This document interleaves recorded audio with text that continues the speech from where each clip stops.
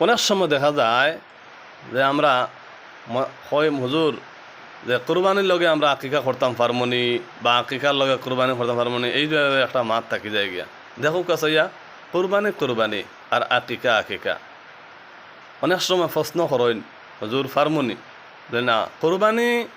একটা নির্দিষ্ট একটা সময় আছে যেমন লাহান যখন ঈদুল আজহা আইব বরকা ঈদ আইব তখন বরকা ঈদও আপনি খিতা কর্তা আপনি কুরবানি কর্তা কিন্তু আকিকা যেটা আছে 12 মাসের মধ্যে প্রত্যেক দিন আপনি আপনার ছেলের আপনার দেশার আকিকা কর্তা আপনি পারবা আকিকা করা সুন্নত আর কুরবানি করা ওয়াজিব হইল গিয়া আকিকা ওখান করতে পারবা যে কুরবানির গোশত যেভাবে বন্টন করবা আকিকার গোশত সেইভাবে বন্টন করবা এতে কোনো অসুবিধা নাই আমরা হঠাৎ কিছু বেড়া খাইলে বোঝা যায় আকিকা কী জিনিস আর কুরবানি কী জিনিস কোনো অসুবিধা নাই আকিকা করা কিন্তু সুন্নত আর কুরবানি করা কিন্তু ওয়াজিব এটার দিকে আমরা কিন্তু লক্ষ্য রইতাম কীভাবে করতাম কিন্তু সারাটা মিলাইয়া তাহলে গিয়া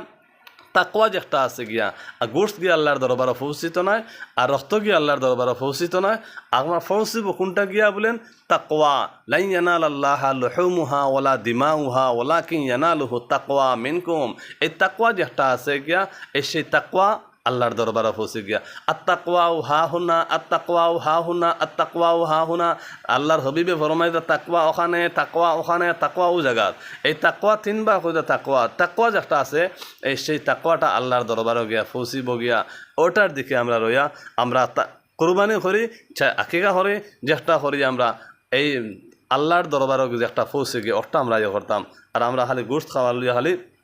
এ করতাম না যে আমি কুরবানি করে কিতা করতাম মানুষের যখন দিতে তখন বেশ হয়ে যাক না এই উদ্দেশ্য আমরা থাকতো না আমরা উদ্দেশ্যটা থাকতো গিয়ে আমরা কিন্তু নেক উদ্দেশ্য থাকতো আল্লাহর দরবারও গিয়া আমরা আদায় হইতে গিয়া ওখানেও আমি শেষ করলাম।